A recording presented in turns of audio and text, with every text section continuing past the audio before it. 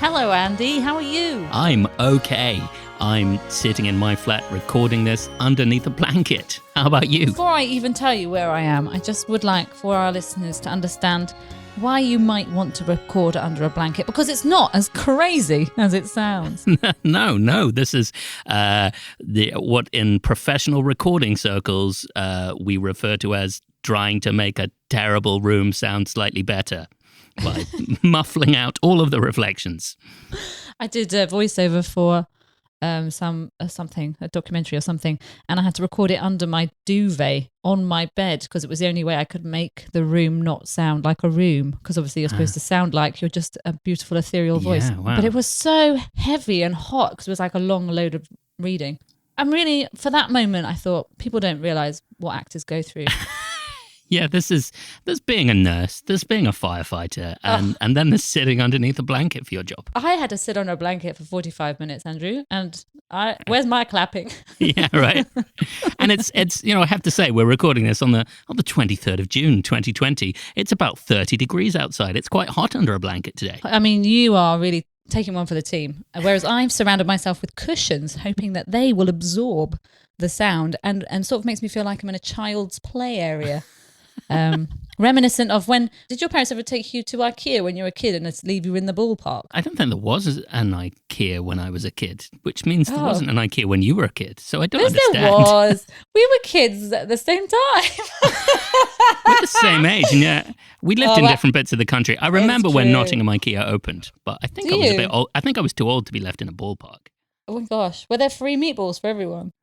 I mean, I didn't live this life of Ealing luxury that you have, Pippa. Ealing and leaving your child in a ballpark. Luxury, yeah. So, Pippa, we usually record our podcast at the Museum of Comedy, and we have a little chat with a guest from the world of musicals or comedy or improvisation, often all three, and then we sing a song with them. But, Pippa, we can't do that at the moment, can we? We can't do that, Andrew, and it's one of the biggest sadnesses of this lockdown. We've had to take a slightly different approach for today's episode, which is a fanfare lockdown special. Lockdown special. There's not enough of them. But we thought it would be nice to call up some of our previous guests and sort of see how they're doing, because of course all of us performers are, I was just about to use the word reduced, but I think it is reduced, isn't it? We have literally been reduced to performing online. Or not at all. And we still don't know, even with today's announcements, what the future holds for us. So it is quite a scary time for performers, I think. Yeah, absolutely. But don't worry, guys, because we chatted to some of our guests about some fun things too. So this is not an hour of doom and gloom. No, it's not. But I feel like I just wanted to frame it. Chipper. I'm scared. Yeah. What we just want the listeners to be aware through the riotous entertainment they're about to listen, just how very brave we're being. Bravery is my middle name. Luckily, I've got 5 middle names. The other ones are Hungry, Sleepy, Dopey, Bashful. And Doc, yeah. No one wants to be Doc, do they, when you say, which of the 7 dwarfs do you want to be? When you play the classic game. I haven't conducted that rigorous a survey into the question. I don't know who wants to be Doc. Which one do you want to be? I guess Happy. That's the only one with like a positive characteristic. Bashful's quite cute, isn't he? Yeah, I guess. Like, you'd want to hang out with Happy and Bashful. Maybe Dopey. Like, I'd happily hang out with Dopey. Yeah. I think you might be Doc, because you're often the font of knowledge. Wait, you just said no one wants to be Doc. This whole thing started with you like full on dissing Doc, and now we've come around to your Doc. I said no one wants to be Doc, and it said no one is. But let's just introduce the guests, Pippa, shall we? Okay, enough of this. So we rang up these guests. We had some little conversations on Skype. As you can imagine, the audio quality for today's episode might be a little bit more variable than you're used to. So you're about to hear a call with the impressionist and funny man Sooz Kempner. We got a little message from Kaiser Hammarlund, that amazing performer who was in, amongst other brilliant things, A Fun Home recently. But to begin with, we've got 2 for 1 because we've got Marcus Brigstocke and we've got Rachel Parris. As we join the conversation, we're in fact discussing some of the finer points of remote audio recording. Marcus doesn't need very much help. He's very loud. I'm very loud. It's very loud. Well- Is it because your mouth is wide? Do you think that's why you're so loud? Yes, I suppose compared to Rachel's mouth, yes. That's partly it, but it's partly just upbringing, isn't it? Yeah, it's just the thundering, baseless confidence of a man given everything as a child. Yeah. And I've inherited the concerned discretion of my mother's working class social terror. Yeah. Apologetic Methodists very rarely can be heard in a large town hall. Very quiet, very worried about disturbing people. Yeah. Well, it's so great that you found each other to balance that out. Yeah, that's right. So for listeners at home, we are very lucky to have Marcus Brigstocke and Rachel Parris Hey, guys. joining us from their lockdown. And we should say, since we spoke to both of them on the podcast, they've gone and got married to each other. Oh, yeah, that's true. That's true. We did do that, didn't we? Yeah. And then you've also been doing these amazing lip sync, lockdown lip sync. That's right.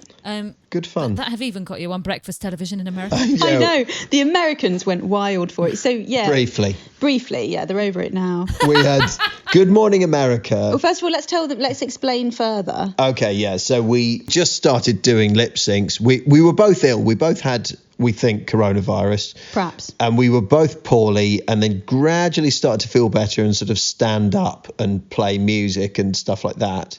And then you did... I just started lip syncing to Trouble by Iggy Azalea, which is one of the few rap songs that I know all the way through.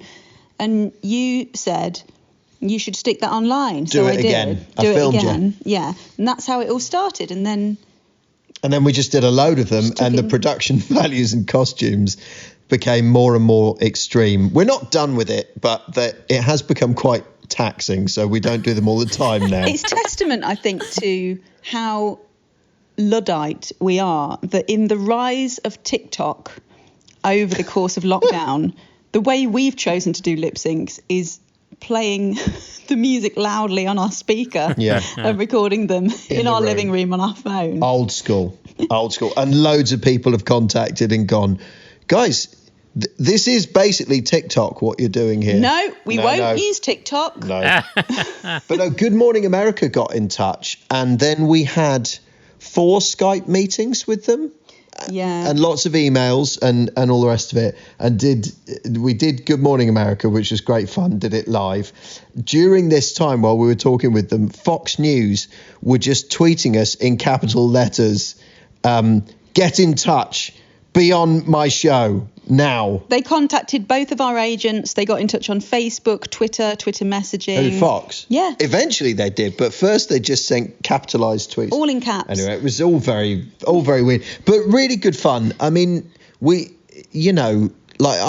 really enjoyed making them. It's kind of knackering sometimes. It's been really fun. It's because we haven't got much work.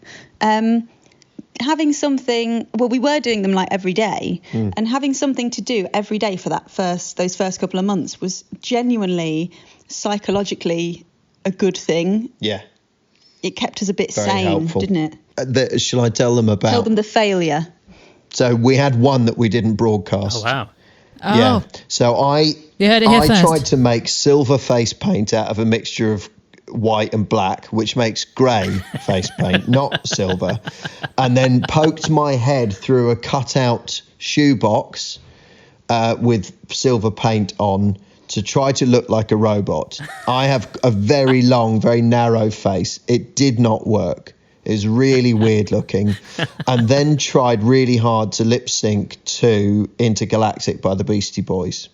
Not just to the first minute of it, but to nearly 2 minutes of it. Yeah, and it's very difficult. And we did, God knows how many takes, maybe 50, before eventually, rather sadly and hungrily, at 11 o'clock at night, we had to go, I think we're done here. It was very taxing. Yeah, it was really bad.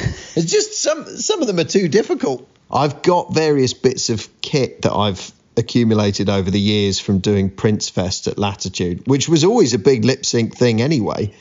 just because I love Prince so much. So I had like a smoke machine and lights and stuff like that. And gradually, as it went on, we've sort of dug more and more of that out of the cupboard and gone, oh, okay. There's difference of opinion there, isn't there? Like I would put full disco lights and smoke on everything, but my Methodist wife. It's not just that. It's just things aren't special. If you go 100% of the time, then the things that are special aren't special.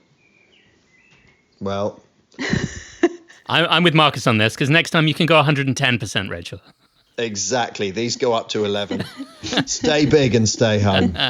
But we've not just been doing it. We've been doing other things as well. Not much. You've been playing your trumpet. I have been playing my trumpet, to be fair. I've finally got it out the cupboard and I'm back on practicing again. It's very good. It's good for the soul. And you were doing Match Report from home as well, weren't you, Rachel? Yeah. That was a whole different way of looking at Yeah, that. that was really full on, actually. It made you realise what a huge job all the stuff that isn't writing and performing is. And it was so much. So then I had the normal amount of work that is always feels like a lot in the writing, the editing process and getting ready and learn. And in this case, and also for the first time ever on the Match Report, having to learn my words, which I'd never had to do before. But then setting up the lights, the mic, the online stuff, the recording, blocking out certain areas, getting all the angles right, was such I would say twice the work that it normally would be. Easily. And also just not having anybody to check with. You know, there's no chain of command. No. Sort of, is this the right way? Well, I don't know. Let's do it anyway. Even just hair and makeup, takes an hour and a half. And so the whole thing took a good half a day for a 5-minute segment. But it was great. It was so good to have it. It was the last proper job that I have really I had in your life. This is it. That's the end. I think between everybody, on screen and off, making that series and getting it to air and it being as successful as it was is an amazing achievement. That's they worked. Something. The production company, my God, the way they had to work, the amount of extra work they had to do this remotely in everyone's homes was incredible. I could see when they were having to double record someone else while they were talking to me and then go straight on from me to someone else's house, and it was an incredible effort. So it sounds like having a very productive lockdown. I think it was interesting. I think early on there were quite a few people talking along the lines of, this will be an amazing creative time and blah, blah, blah. And then gradually more and more people I know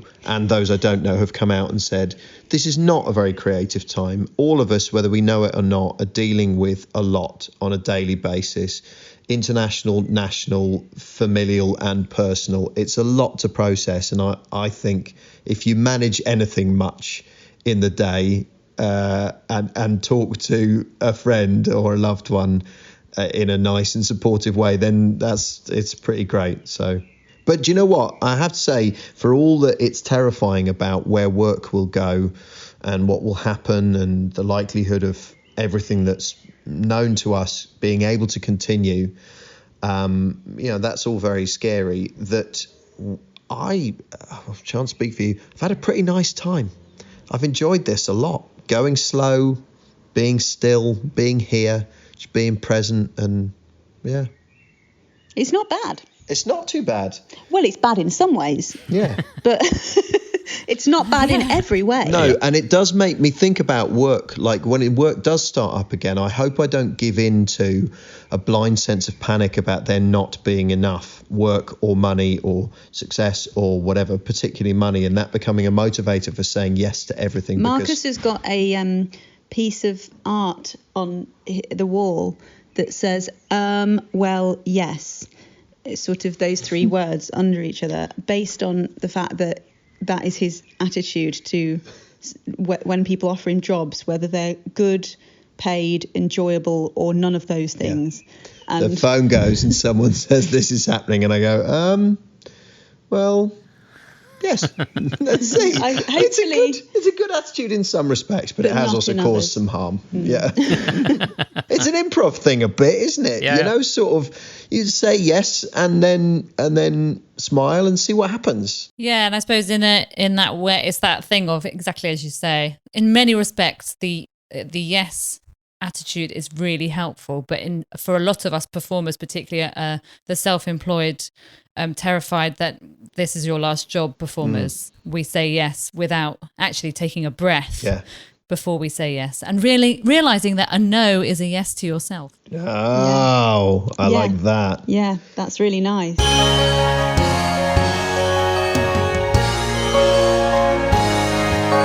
But it sounds like you're doing okay.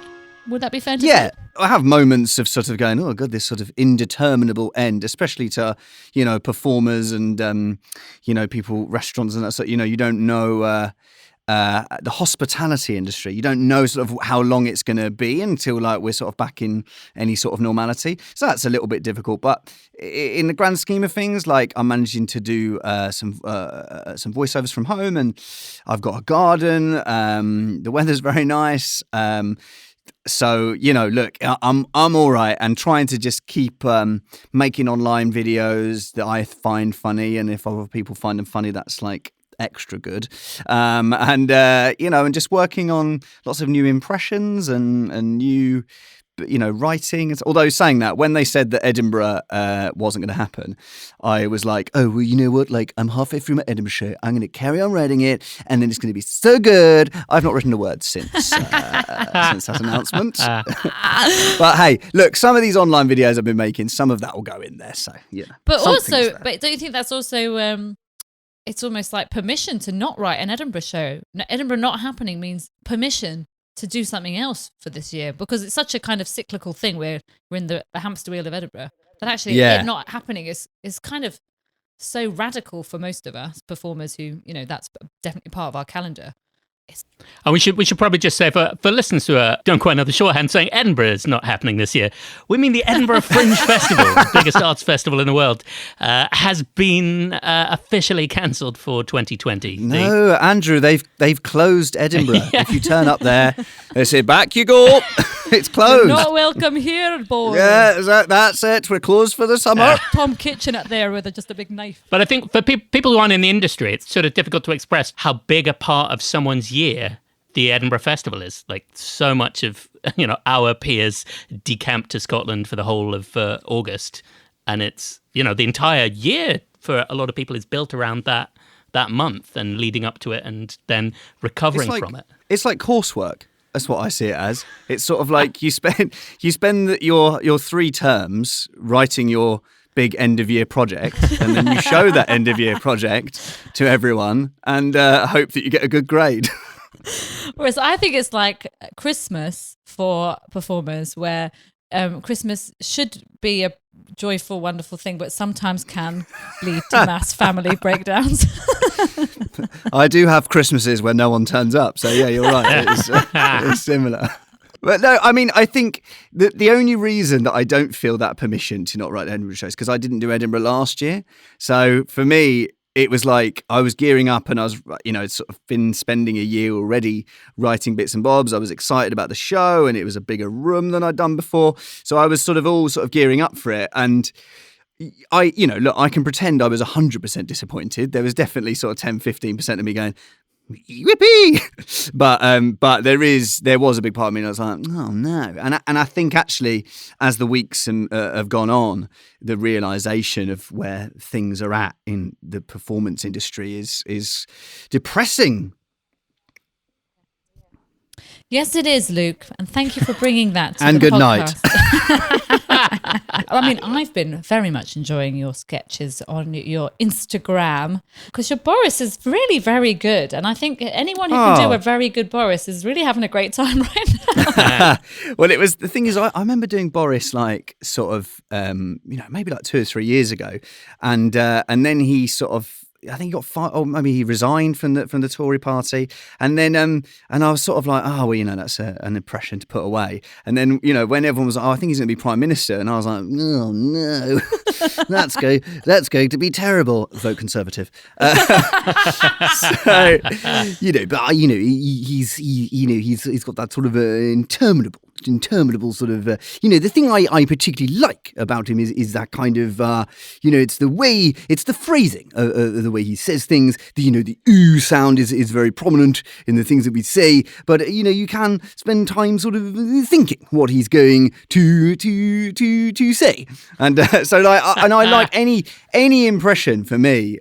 Those are my favourite, the ones where they're, you know, even someone like just popped into my head, but someone like Jonathan Agnew, who's a cricket commentator, like he's just got this, you know, he's got a wonderful, very good morning to you, and yes, I think we're going to have a lovely day of cricket today, and you can tell that there's this is a sort of melody that he always does, and I love it when I found something like that. I sort of enjoy that more than anything with an impression. Yeah, that's so true. And the thing about Boris as well, that, you know, your impression really heightens, is that you cannot interrupt him because his sentence never ends. So there's never a full stop until the paragraph is over.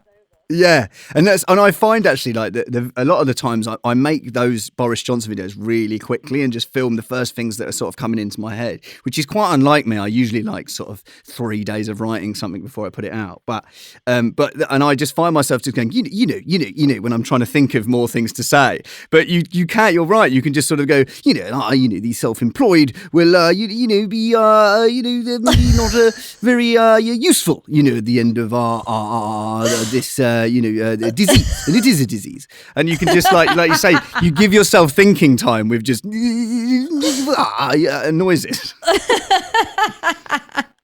and that is your job. I know, isn't that amazing? Open us up. It's so great. I wish people at home could see. Maybe we should get a screen grab of this, because it's so amazing that you really. Yeah. It looks like you've built yourself. What are they called when you're a kid? It is. It's exactly that. What's it called? A den? A fort, I would call it. But a den, you know, a den like with 2 chairs, and it's got sort of the inner lining is one duvet cover, the outer lining is another duvet cover, and it's very warm, but does the job. So Luke, are there any particular songs that are coming to your head over lockdown? For example, I keep having "Some People Could Dare to Drill." You know, that song keeps coming into my head. That's not because of lockdown. But have you got a song that's been popping in your head a lot? Well, do you know what? It was ever since a mate of mine said "Livin' La Vida Lockdown," and so. Ever since he said that, I've just got "Livin' La Vida Lockdown" in my head quite a lot of the time. Amazing. Did you see Elaine Page singing half of "I Know Him So Well" and getting fans to sing the other half with her? Isn't that just the cutest thing? It's one of the most lovely things you will ever see, and she's so great. Oh, there's some bad people. Of course there are, but it's actually because she says, "You're doing really well." Does she? Yeah, she encourages them, and it is one of the nice things. You go on Twitter, look at. I will. Well, I've loved the Matt Lucas's baked potato "Saved My Life." That never leaves my head, and that's so great. And I love like seeing all the duets he does. And the thing is as well, like I got really into Gary Barlow's crooner sessions, and I remade my own version, the Corona sessions. You know, he always does a different duet every day, so I did a duet of him and Gary Barlow. So it was sort of like, and I'm joined by my favourite person in the world. It's Gary Barlow. Good morning, Gary. Good morning, Gary. How are you? I'm very well, Gary. And I recorded like harmonies together and stuff like that. And genuinely, it's the most fun I've had. And is that with people, if people wanted to find that video, where would they find that? They can find it on YouTube, Twitter, Instagram, Facebook. And that's it. Are you on TikTok now as well? I am on TikTok, but just. I tell you what, if you wired me up to an ECG, I think that's what it's called. I'm not a doctor. And you know, and while I was watching TikTok, it would literally just flick up the tiniest amount when I find something funny on TikTok. I sort of go, me, Like that. But it's still enough to sustain 2 hours before I go to sleep. I mean, you say you're not a doctor, Luke, but you've, correctly identified an ECG is for measuring how funny you think something is. So. Thank you very much. Well, Luke, it's been delightful talking to you. Lovely to see you both.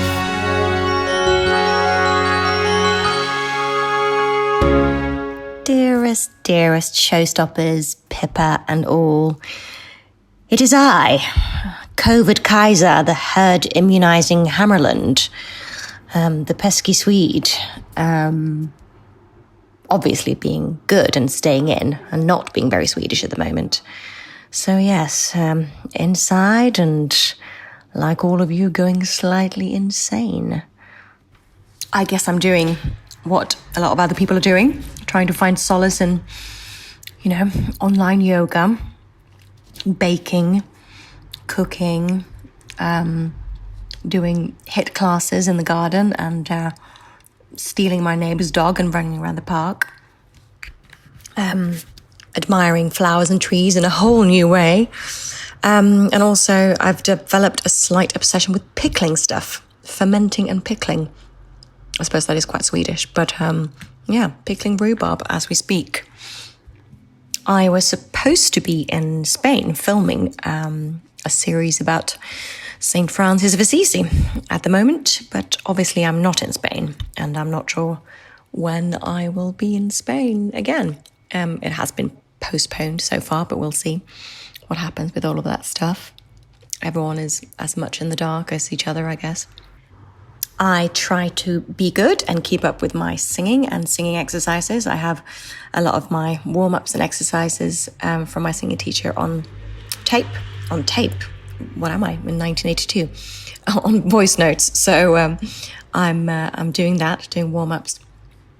Probably annoying the hell out of my housemates and neighbours.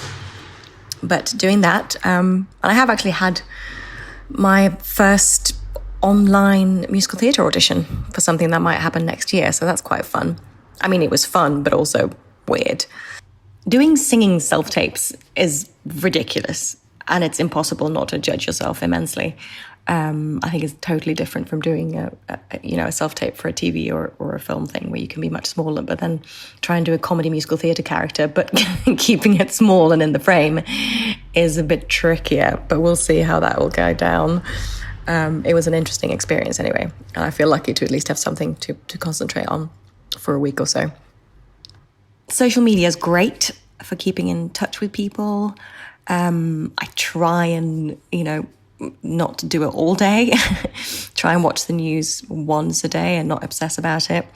And not obsess about other people's, sourdough loaves and flat stomachs. But it is good. And I've had some great catch-ups with people from shows that I've done. We had a good cabaret reunion, Cabaret the Musical. That was Ace, one of our ex-dancers, is now, in fact, a newly hatched doctor, and she's on a COVID ward doing nights at the moment. So we've been celebrating her a bit as well, obviously, being amazing.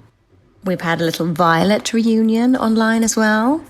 And we have a very active WhatsApp group for our cast of A Little Night Music, which was actually 10 years ago now. So we're still texting. So it's good to keep in contact with your buds from the West End and beyond. It will keep you sane and realise that we're in this together. But it's scary. I mean, especially for theatres. No one knows when we're going to be back together, and it's the little things that you miss. Like that hush of the audience when the lights go down in the stalls, you sit in there waiting for something to begin. I can get a little bit teary-eyed just thinking about that. I mean, I even miss the smell of Pineapple Dance Studios. I mean, times is hard, Mr. Todd. My Spotify algorithm is very confused at the moment as I'm mixing it up heavily, according to what mood I'm in. And I guess we're all having mood swings at the moment, so it's very varied. Like everyone else, I've been doing a big clear out, including my boxes of old programs and playbills, and that's been really exciting. So I've been listening to a lot of stuff whilst delving into those memories. Albums including Hair, Spelling Bee, Carrie. But one gentleman that I will always come back to in times of sorrow and need is, of course, Mr. Sondheim. And his 90th birthday and the celebration that we all watched online was amazing. And I cried all the way through when I was watching the next day. And it just confirms his utter brilliance and his immense mind and wit. That man is God. And I think he's the savior of any lockdown. So if you want to while away some hours, do it with Mr. Sondheim, and you won't be disappointed. Mama said, honey, mustn't be blue. It's not so much do what you like as it is that you like what you do. Sometimes I stand in the middle of the room, not going left, not going right, while you're safe out of sight and yourself, but where everything's wrong. Some people could thrive and bloom, living life in the living room. Yeah, not me.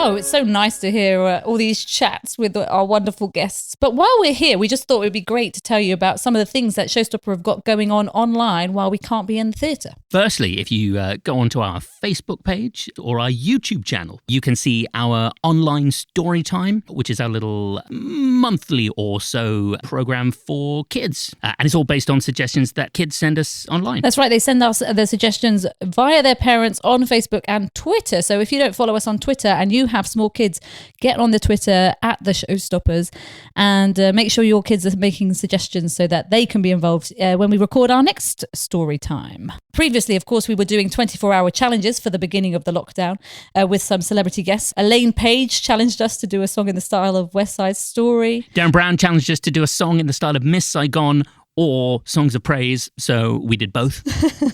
And there's various others, so do go on our YouTube or our Twitter and you'll find those songs. So let's go back to our chats with guests of podcasts past. We've got a little chat with Grace Mouat, you may remember from her episode of the podcast, an amazing performer who's been in 6 in the West End, and just as lockdown happened was understudying in And Juliet. We got a message from comedian Sooz Kempner, who was in our special live Christmas episode. And we've got a chat with Dan Gillespie Sells, creator and composer of Everybody's Talking About Jamie.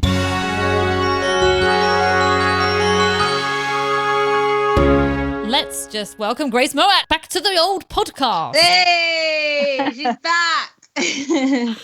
How are you doing? Yeah, I'm actually doing really well. Like my main thing at the moment that's like negative is kind of missing my boyfriend. Oh, worries me. Because I guess that's just one of the hardest things, being like so used to being with someone every day and then kind of having to go separate ways. But that's kind of like, I'm in quite a lucky position that that's kind of the only thing that I'm a bit like, oh, obviously I'm out of work, but I am feeling positive that And Juliet will return. Yeah, but I've just been keeping busy. I must admit, like the sun really helps, like a blue sky. It really does lift my mood. And yeah, I'm just trying to crack on.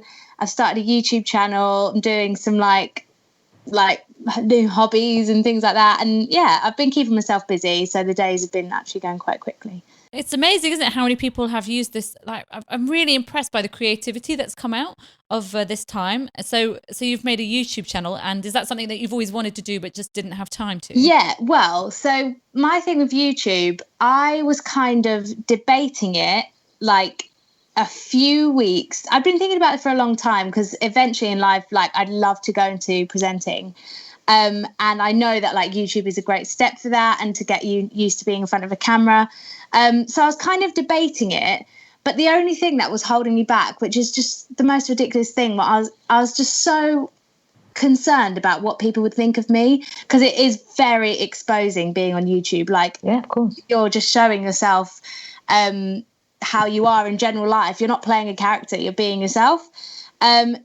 But the main reasons I wanted to start the channel, positive wise, was I think YouTube is one of the most amazing ways to document memories and look back on, because it's all very well taking a picture, but if like you look back on a YouTube vlog of like backstage moments, like you see like human connection and like how that show was for you and your experience and things. And honestly, I am the biggest goldfish of all time. My memory is dreadful. So I loved it as an idea for doing something like that.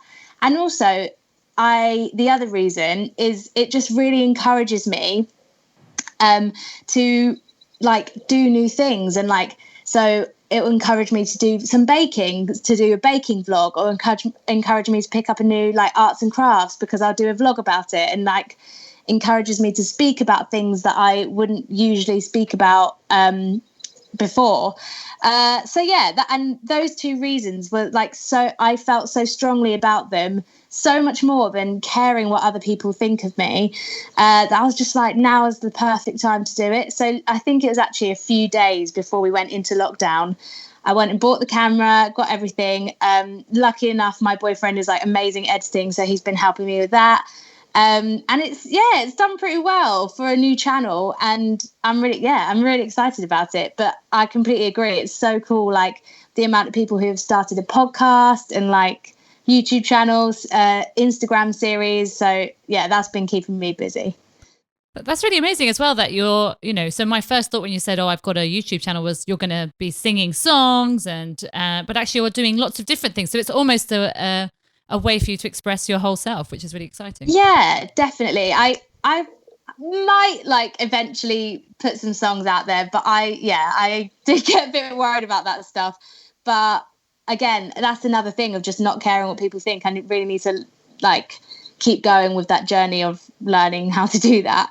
Because I'd love to do things like that. But yeah, I want to reach out to like a wider audience as opposed to just musical theatre people. So I've been kind of trying to make it a space for like people who just need a laugh, because that's all we need right now really, is a laugh in these weird times. So in Showstopper we've been making online content, but we can't improvise musicals online because of latency issues. So that's been really interesting for us, hasn't it, Andrew? Yeah. And Andrew's become the editing whiz kid of Showstopper, the improvised musical, which is now Showstopper, the created videos that Andrew edits. I love it.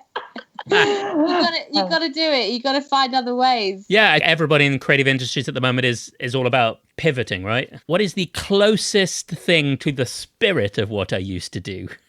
Like, and the actual product probably won't look that much like it in the end, but like what encapsulates a bit of what excites me about live performance, and what can I use to kind of capture a bit of that amidst a whole new world in which everybody is creating content. I love those kind of videos where it's all like the cast of this show sing this, and like this new musical presents this, but because there's so many, like sometimes I just find myself scrolling past it. But when I do watch it, I love it so much. So I really want to like take a bit more time to like actually watch some of this content that's being produced, because let's be honest, I have the time. Yeah, it's not just the new content, it's also everyone putting out their old content. So you're like, well, should I watch this brand new musical that's having a table read? Should I watch Community, the television show I very much enjoyed doing a table read? Should I watch a production from the National Theatre that I never quite got round to seeing?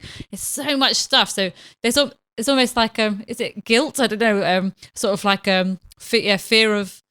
It's not even fear of missing out. It's like all the homework that you thought you'd got away with not doing is now presenting itself. And also knowing that each one of those companies are like desperate at the moment to stay afloat. We're putting our content out there because this is the one thing that might keep us going. You're like all that pressure to keep the arts industry afloat. Some of them have expiry dates as well. And that's the thing I found. I'll like write the expiry date in my diary, and then I'll be like, oh my God, this is the expiry date and I'm doing something else tonight.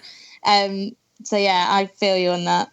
Oh, it's been so nice talking to you, Grace. Yeah, and you. And what is your YouTube channel if people want to have a watch? Literally just Grace Mouat, but if you're typing it in on a search bar, it's just youtube.com/C for channel and then /Grace Mouat vlogs. Thank you, Grace.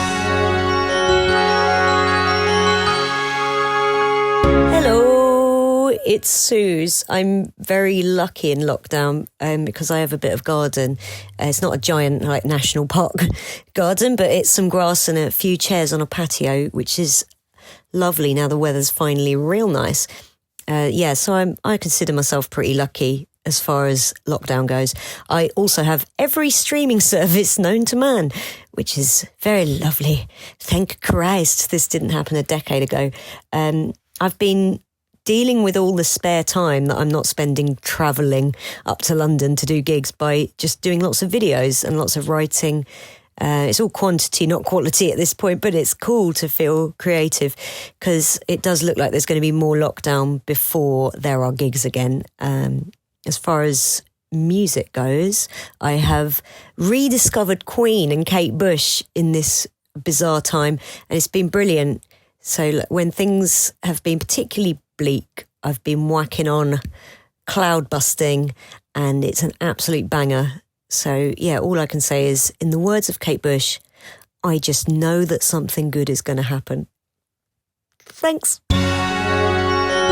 Dan, thank you so much for coming and joining us. First question, how are you doing? I'm doing good. I woke up this morning, weirdly, with really, really dizzy. And I couldn't figure out why. And it lasted all day. And it's only just settling down now. And I think, and I called my mum, who's a doctor, and I said, you have no idea why I've basically woken up completely dizzy and it's basically seems to be permanent. And then she was like, it's probably something in your inner ear making you not know which way up is. Oh, wow. And I thought, it's quite just actually with the way that we are at the moment, who knows which way up is anyway? I feel like it's just a continuation of almost like rolled my eyes and went, well, of course. I have a metaphorical inner ear. What more do you want from me? Exactly. None of us know which way up is. I'd love to be able to go out and play live, and I'd love to be able to do the other bits that I do, mostly because actually that's how I make money. But also because that's just what I've been doing my entire life, and it's weird not to be able to do that part of it. But at the same time, having the time to spend in the studio is a great excuse to knuckle down. And I haven't got kids or anything to distract me or any of that kind of stuff, because I really do feel for people that've got their kids at home. A lot of my friends who are artists are, and I'm spending the whole time being super smug, and I shouldn't, because it is a whole other world with children. Yeah, I can imagine. We're really lucky to just have this space where we don't have that additional stress of another little human that is also going, what is this? And also is kind of oblivious to it, I suppose, Andrew. Mine's only 2.5, so very much too young to sort of have any idea, which has pros and cons, because she's young enough that she doesn't know what she's missing out on, and she gets mummy and daddy at home with her all day, every day, which is, sort of all she wants. But then by the same token, when she does occasionally go like, I want nursery or I want my friends, then it's like, it's really heartbreaking, because there's literally nothing you can say other than sorry, darling. I mean, I was when I was a kid, I didn't have any friends, so it wouldn't have made any difference to me. I was such an odd boy. I don't think literally that was never going to happen. Those words would never have come out of my mouth. I miss my friends. No. I think last time we spoke, Dan, I feel like the Jamie film was just going into production, or have I made that up? So is that now just being halted because of the... Well, last time we spoke, when we bumped into each other in King's Cross, back in the heady days of pre-lockdown, I'd done the main body of the shooting, and we were just about to go into the reshoots and the pickups. Okay. So there was some pickups needed, and we were just about to go into production. So that's been put on hold until we get to do those. And who knows about that, because there are production companies starting to come up with plans to do certain amounts of filming and production. You lock down the whole cast and the crew, and you put everyone in a hotel together, and you shoot it all there and then. And people are coming up with solutions, amazing solutions. Because these films, you spend so much money on a film, you spend millions and millions on a film, and you'll go to all kinds of lengths to get it done, because without those finishing touches, we can't finish our film and we can't get it out there, and we really want the world to see it. So we are going to try and get the rest of it done maybe in August, and then our release date is still officially the end of October. We don't know whether the picture houses will be open. We don't know whether it will be limited amount of seats in picture houses, or what the deal is going to be, but we're aiming for that anyway. However, a lot of it's getting done remotely. I'm working with arranging the score with people, and I'm working on, getting demos programmed by people who do all string programming, here, and working with a composer there, and working with people in post-production to do as much as we can. And actually the VFX stuff is happening remotely. They can work from home and do all of their computer wizardry. Not that there's a lot of computer wizardry in our show, but there's a bit. You have added a spaceship scene. Well, it's really the monsters from the deep that needed to be properly rendered. No, there's no monsters. There's no monsters from the deep, but there's odd things that you do in movies. It's really weird. There's kind of odd things that you paint out and stuff. So, you want the lighting to be a certain way. So there's this crane in the background, and you've got to paint the crane out. And you might have shot a sunny day on a not sunny day, and you replace the sky, or things like that. So we've done bits and bobs like that to tell our story, especially when you're shooting in Sheffield. In the sunny summer of Sheffield, and it's supposed to be a sunny day, and you're like, oh, it's not sunny today. But we had some great weather, actually. We had some really, really great weather, and shooting was an absolute blast, and it was beautiful to be doing it on Parsons Cross, which is the estate where Jamie is set, and to actually be able to actually kind of realize it in real life, and kind of also step into Jamie's imagination, which was always the idea of the stage show, was to, step into his fantasy world. And we can deliver that in a much more literal way on film. We can actually really go there. We can go, we're gonna see some of what goes on in this kid's head. Wow.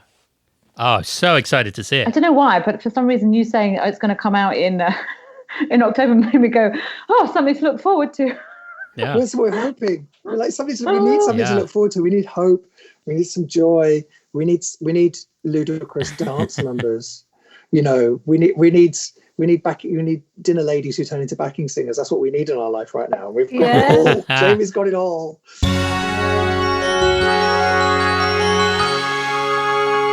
Well, Pippa, that is our lockdown special. Well, wasn't it special? I mean, of all the lockdown specials, and I've done a lot of online ordering of takeaways, and they have a lot of lockdown specials, and I think this was more special than most of those specials that I ordered.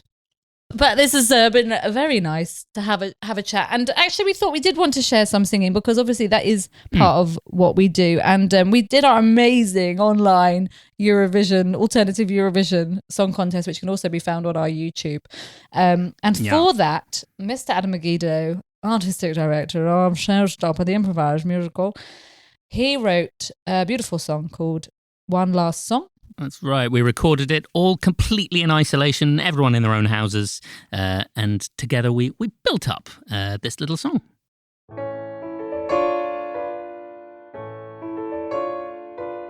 A country divided, a moment provided us all with some clarity. Catastrophe finds us as if to remind us how foolish we can be. But there will always be spring, so raise your voices and sing, and let the whole world know. One more time before we go, one song to tell the story, one land of hope and glory, one star under which we go. One song that we can sing together before we go. So if you are leave or remain, we believe that right now we are all we've got. The real divisions between those who listen and those who will not. This song is for everyone. New ways of life have begun. Screw 4852. All that matters now is what we do. One song to tell the story, one land of hope and glory, one star under which we go. One song that we can sing together before we go. One song to tell the story, one land of hope and glory, one star